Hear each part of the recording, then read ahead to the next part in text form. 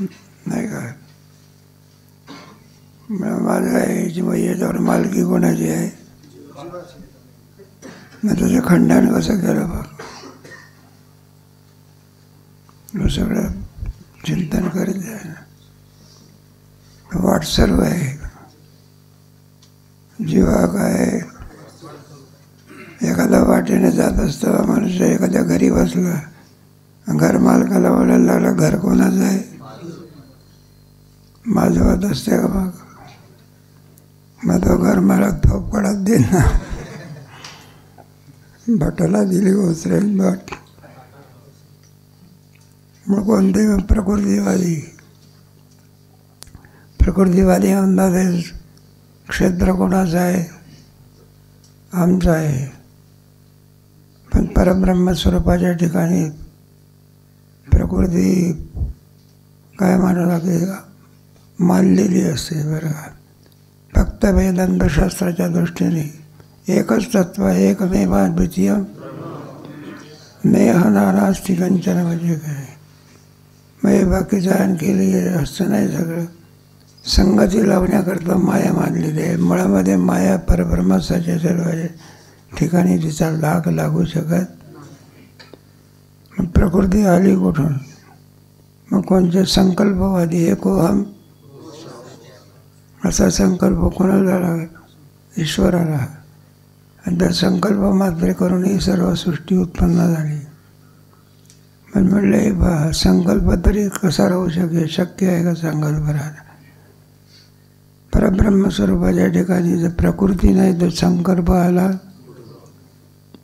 मग कोणते वादी? मग स्वभाववादी. ते ईश्वर काही मानत नाही. ते त्यांना विचारलं, म्हणलं कसं काय? स्वभाव आहे. त्याला स्वभाव आपोआप झाडायचं. खंडन आहे ज्ञानेश्वरीमध्ये, खंडन आहे ना. भूमी आतुनी स्वयंभ पहिले कुराल मातीचे गर्भ. आपोआप माती कुठं घटाच्या आकाराची होत असते. मग कोणीतरी चेतन पुरुष काय केलं पाहिजे? मग ते ईश्वर बांधायचं. मग ईश्वर बांधायचं. म्हणून ईश्वराच्या आज्ञेने सर्व चालणार आहे. सुंदर विवरण 9व्या अध्यायामध्ये गोड आहे. गतिर्वर्ध पिता महत्स्य जगतो माता विद्यम पवित्र. हे चराचरा जे प्रकृती आद साठवतो ते परमगती मी. आकाशे सर्वत्र ऐसा जो समर्थन तो मी. मग या जीवावरती, आपल्या क्षेत्रावरती कोणाची सत्ता आहे? काळवादी आहे का नाही? काळाने सर्वत्र ग्रासून टाकलेलं आहे. शरीरसुद्धा कोणाच्या ताब्यात आहे? आहे का नाही? काळ काय केलं पाहिजे? मग काळाच्या आज्ञेने सर्व शरीर आहे. मग काळवाद्याचे सुद्धा नाही. मग आहे तरी कोणाचं? त्याच्याकरता अधिक विचार या ठिकाणी. भगवान म्हणतात एक अमक्याचे आहे, तमक्याचं आहे असून कोणाचं आहे याच्याकरता आम्ही तुला आधीपासून तो अंतापर्यंत सांगणार आहोत. त्याच्याकरता हे सगळं हे आहे बघा. मग याच्यामध्ये पहिले घटकं किती असे सांगतात. महाभूतान्य अहंकारो बुद्धिरो इंद्रियानी दशेकंच पंचेंद्रिय गोचरा. महाभूतान्य अहंकारो. महाभूत म्हणजे कोणती? मसनातली का काही? त्या भूतात हे महाभूत असते का? म्हणजे पंचमहाभूते. पंचमहाभूते कोणाचं कार्य आहे? मायेचं कार्य आहे. आकाश, वायू, द्योतक वगैरे सगळं नाही का? तुमच्या 7व्या अध्यायामध्ये याचा अधिक विचार केला आहे. प्रकृतीचा विचार आहे. तिथे आणखी केला आहे. भूमीरा पौनलो वायू खंब अहंकार इत्यंबे. कोणती प्रकृती? हिला अपरा प्रकृती असं म्हणणं आहे. जीवभूता महाभाव जयदंधार्य ते जगा. तिला परा प्रकृती म्हणणार. हे 8ही अंग ज्या ठिकाणी लीन होतात तिला म्हणायचं परा प्रकृती. आणि परा प्रकृती असते ती अष्टांगाने उद्भवाले झाले म्हणजे 4 खाणीतून जीव निर्माण होता. अंडाच्या जाराच्या स्वेदजाने आपण कोणत्या खाण्यातून निघालो? जाराचा. आणि सगळे आकाशातले असतात ना, जे उच्चार समजतात ते सगळे कशातले? अंड्यातून निघतात. वास्तविक मत्त परतरं नान्यत् किंचित् अस्ति धनंजय मयि सर्वमिदं पूर्तं सूत्रे मणिगणा. म्हणून सर्व परमात्माच आहे. त्यामुळे सगळे महाभूतांचे अहंकार आहे. पुढे त्याचा क्रमाने विस्तृतपणे वर्णन केलेलं आहे. तो विचार आपण नंतर बघा. बुद्धी, मग पंचमहाभूत अहंकार बुद्धी, अव्यक्तमेव च अव्यक्त इंद्रियाणी दशेकंच 10 इंद्रिय पंचज्ञेंद्रिय गोचरा. त्याचप्रमाणे त्याचे 10 इंद्रियाचे 10 विषय इच्छा द्वेष सुखम दुःखम संघात चेतना धृती एतस्य क्षेत्रक समासेन सविकारम उदावृतन. असं विकारासह मला या घटकाच्या द्वारा हे सगळं क्षेत्राचा विचार आणि चाललाय. 36 तत्व येतात. किती? घरी गेल्यानंतर मोजून काढायचं. वेळ जातो इथे. तेव्हा त्याच्यावर पंचमहाभूत अहंकार 5 आणि 1 किती झाले? 6 झाले. बुद्धी अव्यक्तमेच, पुन्हा एक बुद्धी आणि व्यक्त 6 आणि 2 8 झाले. इंद्रिय आणि दशेकंच 10 इंद्रिय 8 आणि 10 किती झाले? 11 झाले. पुन्हा 10 इंद्रियाचे 10 विषय 18 आणि 10 28 झाले. काय करेल? इच्छा 28 आणि 1. पुढे द्वेष सुख दुःख संघात चेतना धृती किती झाले? विसर झाला म्हणाला. एकूण किती होतात? 36. हे 36 आहे तत्वाचे कुटुंब व्यवस्थेचे. ज्ञानेश्वर महाराजांनी म्हटलं. आता ज्ञानेश्वर महाराज त्याचं विवरण करून काय करतात मग सांगतात. तरी महाभूत पंचक आणि अहंकार 1, बुद्धी अव्यक्त दशक इंद्रियांचा. हे सगळे बुद्धी आहे अव्यक्त सगळे एक एक आहे. इंद्रियांचा मन आणि काही 1 विषयांचा दशक 10 इंद्रिय 10 इंद्रियांची 10 विषय सुख दुःख द्वेष संघात. पुढे इच्छा आणि चेतना धृती. एवं क्षेत्र व्यक्ती सांगितली तुझ्या प्रती. आम्ही तुला या क्षेत्रामध्ये किती घटक आहे हे सर्व आम्ही तुला काय केले मग सांगितले. कोणत्या ह्याच्यामध्ये आपण रक्त तपासतो त्याच्यामध्ये किती लाल पेशी किती आहे, पांढऱ्या पेशी किती आहे, पाणी किती आहे, असं तपासणीमध्ये दाखवलं जात असते. आपण डोळे तपासतो त्याच्यात कोणते कोणते घटक आहे तर सायन्समध्ये असतं बघा. बरं काय पाणी असताना पाण्यामध्ये H2O म्हणतात. 2 हायड्रोजन आणि 1. तुम्ही सायन्स शिकले असेल तर आहे का कोणी? मेडिकलमध्ये जाणाऱ्या माणसाला शिकावं लागतं. त्याला H2O असं म्हणतात. 2 हायड्रोजन 1 ऑक्सिजन.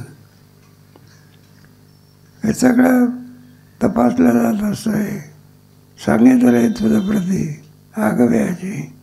आता महाभूते कोणे कोणाविषयी करणे कैसे करणे हे सांगितलं वेगळेपणे. ऐक एक सांगू. महाभूते कोणे पंचमहाभूत त्यांचे विषय कोणाविषयी करणे त्यांचे जे 5 विषय असतात. ऐका शब्द स्पर्श रूप रस गंध नाही का. प्राणाचे सुद्धा 5 प्रकार प्राणपान व्यान उदान समास वेगवेगळेपणे सांगू आणि ऐके काय का. आता पंचमहाभूतक नुसता आकडाच सांगितला 5. आता 5 या पंचमहाभूत कोणची? तरी पृथ्वी, आप, तेज, वायू, व्योम हे तुला सांगितली भूलमावते अशी पंचमहाभूताची. ते पंचदृष्टीच्या नाही, दुसऱ्या तिसऱ्या प्रकरणामध्ये याचा जास्त, दुसऱ्या प्रकरणात जास्त आहे भूतविवेक म्हणतात त्याला. त्याच्यामध्ये हा चांगला विचार केलेला आहे. पहिलं भूत कोणचं आहे? आकाश. आकाशापासून वायू, वायूपासून अग्नी, तेज म्हणतात, तेजापासून जल आणि जलापासून पृथ्वी अशी पंचमहाभूत आहे. आता एक एक एक एक वर्णन घेऊन त्याचं थोडा वर्णनाने सांगायचं आहे. पहिला कोणता घेतला? मग एक अहंकार घेतला आहे ना.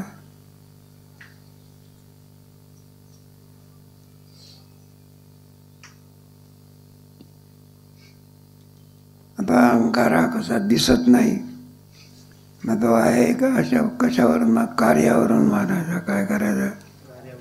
ईश्वर दिसत असतो का? वेदांतशास्त्रामध्ये ईश्वर परोक्ष आहे. ज्ञानामध्ये 2 प्रकार असतात, एक परोक्ष आणि अपरोक्ष. परोक्ष कोणाला? दावा आहे. कोणतं ज्ञान आहे? तोच दावा आहे. मग ईश्वर अपरोक्ष आहे का परोक्ष आहे? पण दिसत नाही म्हणून आहे का? चारवाक लोक काय करीत नाही, ते म्हणलं ईश्वर काही नाही. मग सृष्टी कशी होत असते? आपोआपच होते असं त्यांचं खंडन आहे. त्याला चारवाक दर्शन असं म्हणतात. गोड दर्शन आहे. भरपूर ते पाप मानत नाही, पुण्य मानत नाही, काही स्वर्गही मानत नाही, काही त्यांचं काय ना सगळा आसुरी संपत्तीचा बाजार असतो. आसुरी संपत्ती धर्मोधर्म, आसुरी संपत्ती नाही कसा गुणाने युक्त असली तिला कोणती संपत्ती माझ्या? कोणती आसुरी? मला के श्लोक?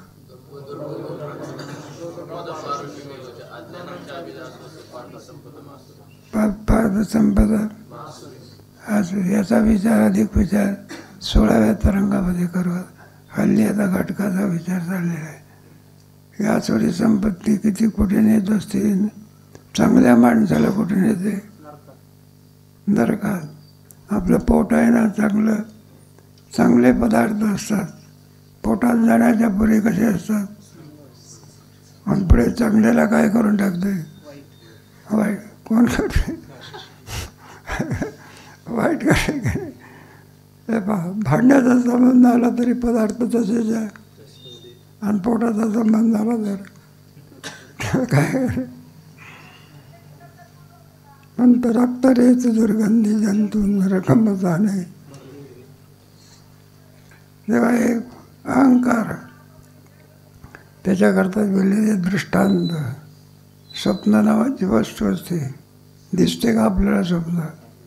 जागती आहे तसंही स्वप्नाला पाहायचे नाही म्हणावं तर झोप लागल्यानंतर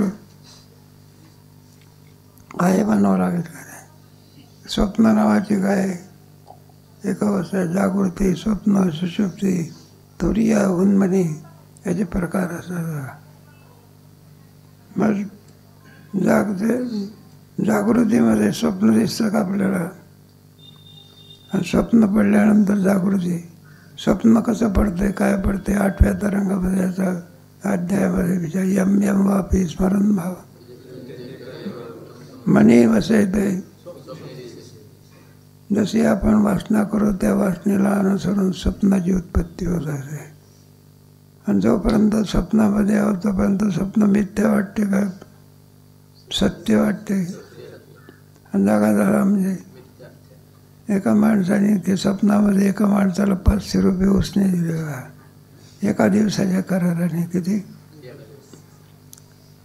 कोणत्या अवस्थेमध्ये? स्वप्नावस्थेमध्ये. काय रामाला काहीतरी 500 रुपये दिले का? एक दिवस निघून गेला तरी राम काय होईना,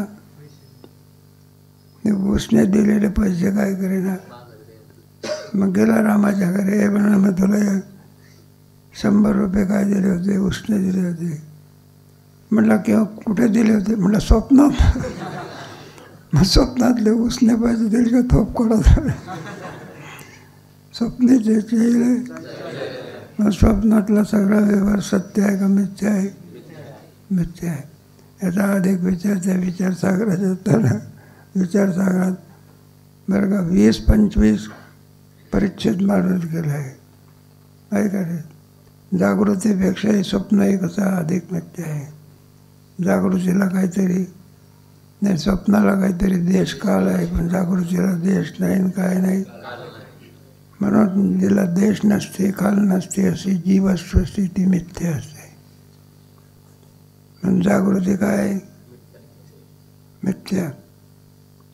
पुढे तुम्ही ग्रंथ कराल तर त्याच्यामध्ये अद्वैत सिद्धीमध्ये पंचमिथ्यात्व सांगितलेलं आहे. गोड विचार तिथल्याच शंका तिथं गेल्या. ना तरी अवसे चंद्रगूढ. चंद्र असतो पौर्णिमेच्या दिवशी कसा दिसतो? पूर्ण दिसत असतो. आणि पौर्णिमा संपली म्हणजे एक एक कलेने काय होत होतो. आणि अमावस्येच्या दिवशी कुठे चंद्र आहे बघायला लागला, कुठे गेला ते अजून खगोलशास्त्रकाराला सांगता येत नाही. त्यांची थेअरी वेगळी आहे. पृथ्वी फिरत असते असे म्हणतात.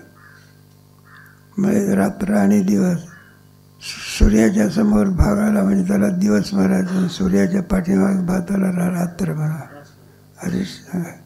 म्हणून रात्र आणि दिवस. पृथ्वी सूर्य फिरत नाही, कोण फिरते? पण आपल्याला काय वाटतं सूर्याचं काय होतं? हे तारे बिरे कुठं फिरत असते का? ध्रुवाचा तारा कुठं राहतो? तो फिरत असतो त्याच्या भोवती बाकीचे फिरतात. असा वर कोणी मांडला होता? रावणाने. भागवतामध्ये आहे ना ध्रुवाख्यान म्हणतात, गोड सांगायचे. त्याचे डोंगरेजी महाराज फार सांगायचे. एक एक एक एक दृष्टांत. म्हणून अमावास्येच्या दिवशी चंद्रमा कसा असतो? गोड म्हणजे दिसत नाही. नाही म्हणायचं का पुन्हा प्रतिपदेला अशी कोर दिसते. आणि पौर्णिमेला काय होतं? तो पूर्ण होतं. नाना प्रौढ भाग की तारुण्य राहतो की न फलता खडकी अमोद जायचा. लहान मूल जन्माला आले असतं, मग आपल्याला त्याच्यामध्ये तारुण्य दिसते का? नाही म्हणावं तर आलं नाही का? 14-15 वर्षाचा झालं म्हणजे मग काय दिसत असते? बालपण जाऊन कोणता येत असते. पण बालपणात दिसतो का तो? नाही म्हणायचं का? एक एक एक एक तारुण्य राहतो की न फुलता कळकी अमोद जायचा. एक आणि फुलाची कळी असते बा, कळीमध्ये कुठे सुगंध दिसतो का? मग त्या कळ्यावर पाकळ्या असं झाल्या म्हणजे मग काय दिसतं? आणि ते चोळून टाकलं फुल तर सुगंध नावाची वस्तू दिसते का? सुगंधाचं ग्रहण कोण करत असे? नाही का? गंध नाही आहे का? गंधाचं ग्रहण जो करते त्याला म्हणायचं अवयवाचं वर्णन केलं आहे. किंबहुना काष्टी आणि वन्यजीवी किरीटी आणि प्रकृतीच्या पोटी गोप्य असे दिसत झालं नाही तरी सामान्य रूपाने मानावं लागते. पूर्वीच्या काळामध्ये बाईला स्वयंपाक करायचा असला म्हणजे काय द्यावं लागते? लाकडं द्यावं लागते. दगडं दिले तर काही बिघडणार नाही. दगडामध्ये काय नाही आणि काष्टामध्ये आहे. दिसतो का मग? नाही म्हणायचं का? किंबहुना काष्टी अग्निदेवी प्रकृतीची पोटी गौप्य सिक्युरिटी. तेही प्रकृतीची पोटी गौप्य असे. त्याप्रमाणे प्रकृतीच्या आतमध्ये गुप्त रूपाने म्हणजे सामान्य रूपाने जो आहे तो कशावरून ओळखायचा त्याच्याकरता अधिक विचार करून सांगतात. जैसा ज्वर धारुती धातू आपल्या शरीरात 72 प्रकारचे ज्वर सांगतात. रोग 72,000 रोग आहे म्हणतात आपल्या शरीरामध्ये. एक एक रोग काय करत असतो, घेऊन जात असतो. घेऊन जातो म्हणजे कुठं घेऊन जातो, कुठं घेऊन देह सोडायला लावतो. काय करावं. ज्वराचा दृष्टांत इथे देऊन सांगतात. जसा ज्वर धातुगत अपत्याचे नीचपात हे स्थळ शरीरावर कितीतरी प्रकारचे ज्वर आहे असं आयुर्वेद शास्त्रामध्ये सांगितलेलं आहे. हे तापाचे पुष्कळ. त्याच्यामध्ये तो एक ताप असतो ना, त्याला फार जपावं लागते. त्याला कोणता नाव दिवेवर आहे पण आठवत नाही. विषम ज्वर म्हणतात. तो विषम 7 दिवसाचा, 14 दिवसाचा, 21 दिवसाचा, इतके दिवसपर्यंत जपावं लागत.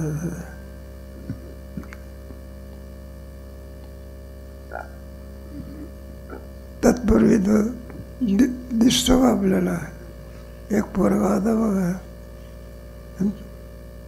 त्याला विचारलं म्हटलं आता लवकर का आला नाही.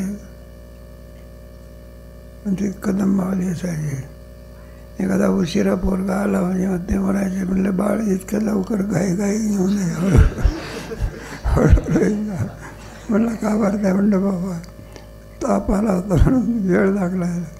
म्हणजे काय मावली म्हणायची इकडे आहे की. त्याच्या पोटाला काय लावायचे, तर गरम लागण्याच्या ऐवजी काय लागायचं. म्हणलं तुला गरम ताप आला तर गरम तर काय लागत नाही, थंड लागते. म्हणलं थंड ताप आला.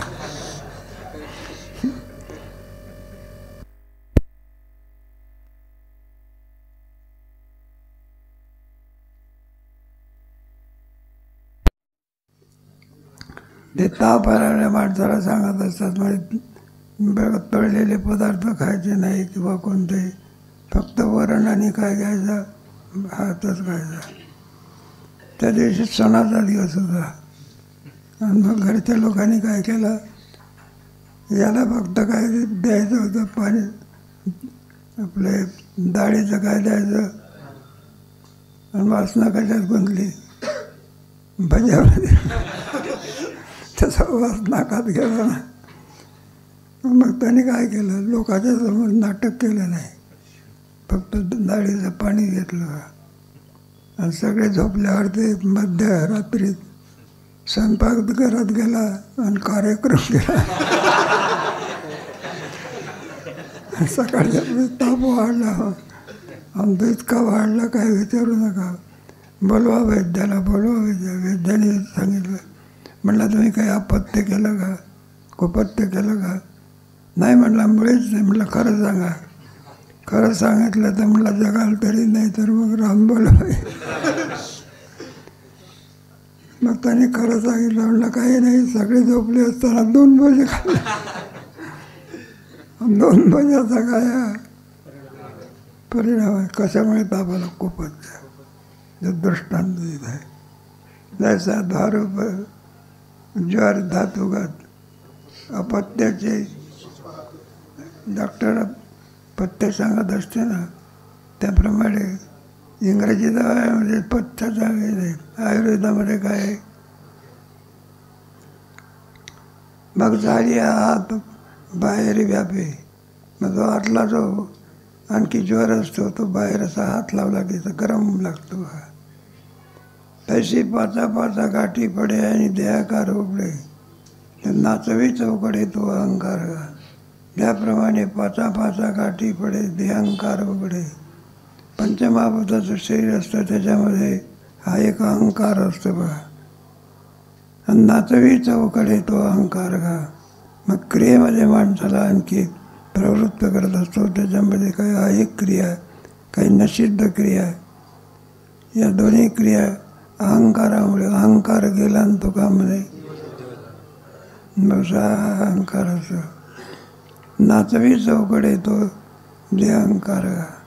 नवल अहंकाराची गोटी विशेष नलगे, सज्ञानाची झोंबी कंठी. नवल अहंकार म्हणला आश्चर्यकारक अहंकार आहे. अहंकाराचे विशेष आहे नलगे,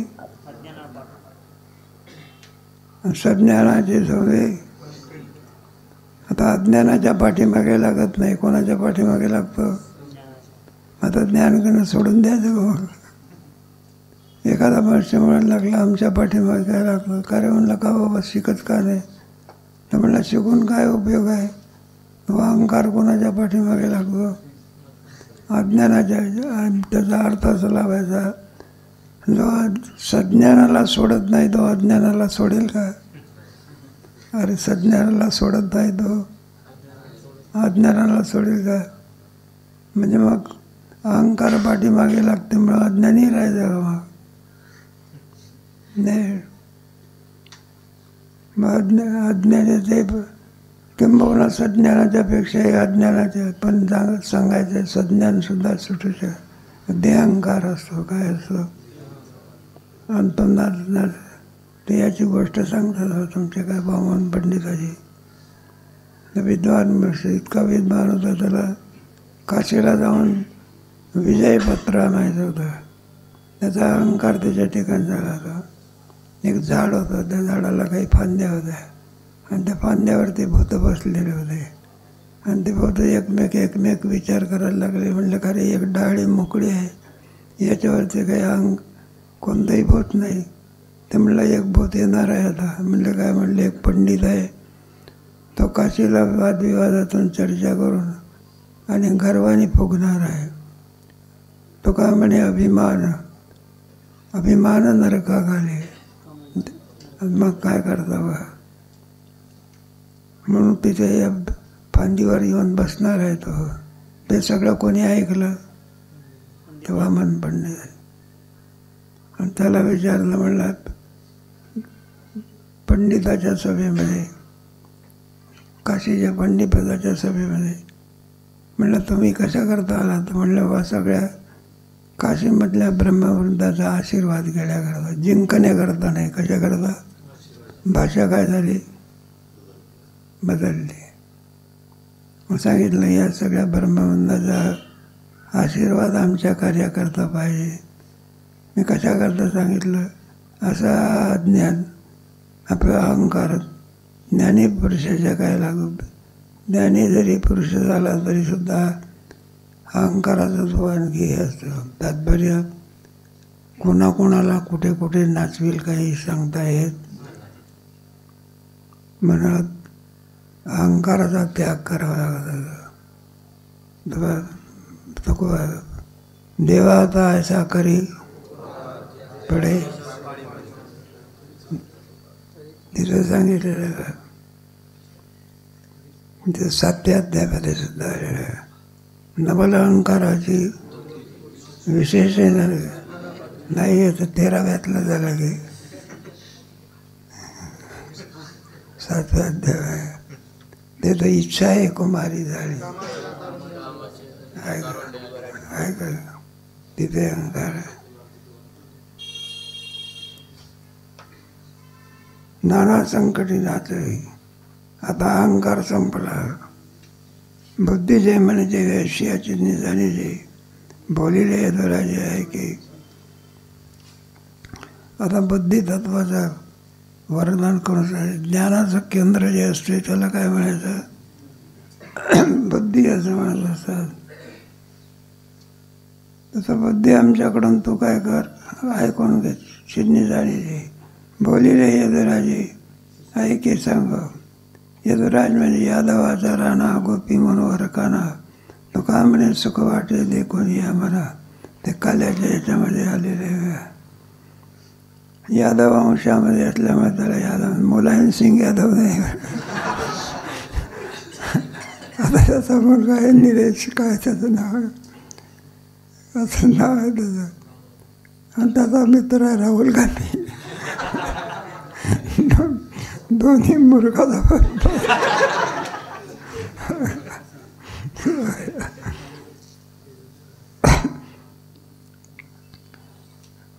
यादव काय ते सांगू. कंदर्पाचे बळे आणि इंद्रिय वृत्तीचे मिळे विभांडोनी येते पाळी विषयाचे.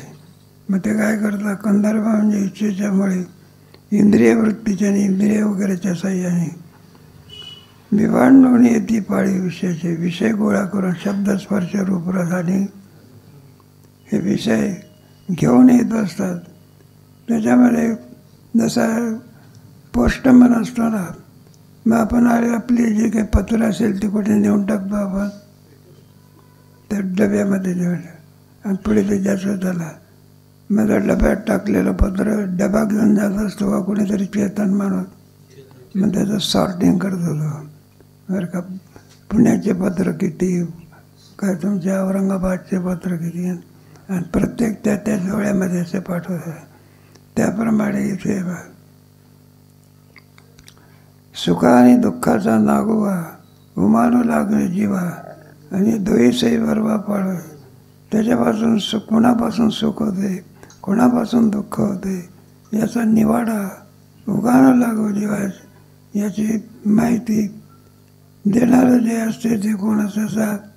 आणखी तो पोस्टाचा माणूस जो आपल्याला पत्र आणून देतो, त्याप्रमाणे आणखी हे सुख आहे, हे दुःख आहे, याचं निवड करणारी जे हे असते ना, त्याला काय म्हणायचं? बुद्धी. बुद्धी म्हणजे सॉर्टिंग करणारी, नाही का?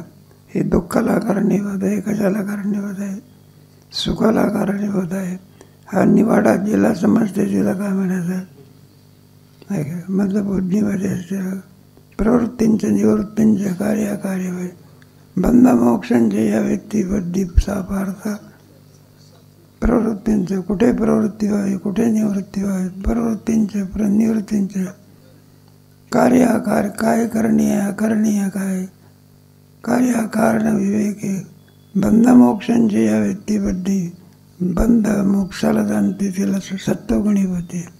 तुमच्या भगवद्गीतेमध्ये 18व्या अध्यायामध्ये आणखी जास्त या धर्म अधर्मांच्या कार्यांच्या कार्य अयथावत प्रजानाती बुद्धीचा राजाची. जिला यथार्थ वेगळी करता येत नाही त्या बुद्धीला काय म्हणायचं?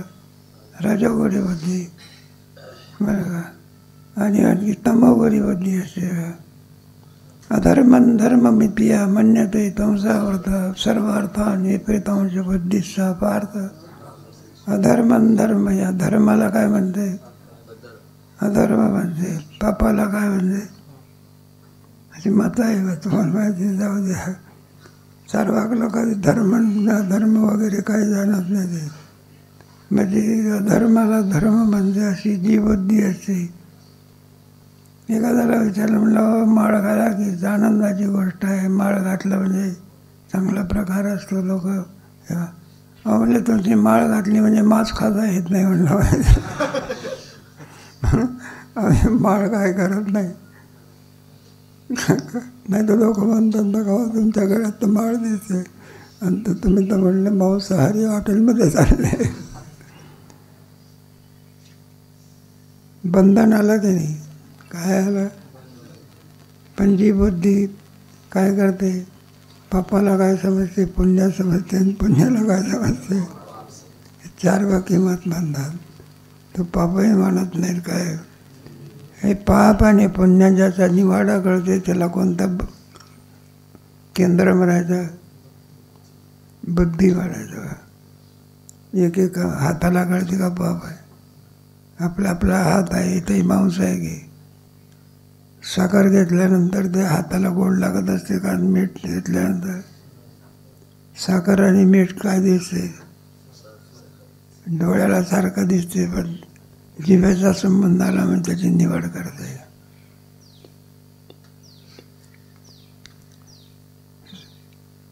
हे सुख, हे दुःख, हे पुण्य, हे दोष, मेळ, हे चौक, ऐसे निवडीचे. तेव्हा हे सुख आहे, हे काय आहे, दुःख आहे, हा निवाडा कोणाला कळत असते? जिला कळत असते. हे पुण्य आहे, पाप आहे, आणि हे चांगलं आहे, हे वाईट आहे, अशी निवड ज्याच्या द्वारा होत असते त्याला बुद्धी असं म्हणायचं. बुद्धीबरोबर त्याचं साठे करत आहे. विश्वनी अधोत्तम सुजे आणि जे साने थोर बुजे या दिठी पारखी जे विश्व जेवी. अधोत्तम सुजे हे अधोत्तम म्हणजे अध म्हणजे टाकण्यासारखं, घेण्यासारखं ज्या बुद्धीला समजते, नाही का एखादी बाई तुमची भाजीचा हे करत असते त्यावेळेला तिला काय घ्यायचं काय नाही त्याचं टर्पल काय करायचं टाकून द्यायचा ग्राह्य भाग काय करायचा घ्यायचा भाजीसोबत एखादी मेथीची भाजी आणली मग ती काय सगळं मग त्याचं दांडकं काय करायचं पानं तेवढी आणि ते दांडकं काय करायचं मग कोणाला समजत असते हाताला समजते का बुद्धीला समजते हाताला काय समजते जे साने थोर बुजे हा लहान आहे हा मोठा आहे हे जिच्याद्वारा निवाडा करत असते ते बुजे आणि जिया दिठी पारखी जे विश्वजीवे ज्या दृष्टीच्या द्वारा बुद्धीच्या द्वारा हा विषय चांगला आहे हा विषय वाईट आहे हे जाणण्याचं काम जी करत असते जे तत्व करत आहे त्या तत्वाला बुद्धी असं म्हणून बुद्धी असं ध्यायते विषयांपुंसा संघात संजायते कामात क्रोधो विजय बुद्धिनाशात एकदम माणसाची बुद्धी म्हणजे जे भिन्न भिन्न धर्मातले लोक आहे नाही काय करतात मग बुद्धीतच फरक असतात कशामध्ये आणि बुद्धीमध्ये फरक झाला म्हणजे बा म्हणलं ख्रिश्चन धर्मच काय आहे चांगला आहे बुद्ध धर्मच काय आहे चांगला आहे जैन धर्मच काय आहे चांगला आहे हा कशामुळे त्याच्या बुद्धीत घालत असतात मनुष्य आणि हिंदू धर्माचा काय करतो मग त्याग करतो ख्रिश्चन धर्म काय करतो स्वीकारतो बरं यथार्थ जाणण्याचं काम जे आहे इंद्रियाच्या द्वारा होत असते ते इंद्रिय म्हणजे बुद्धी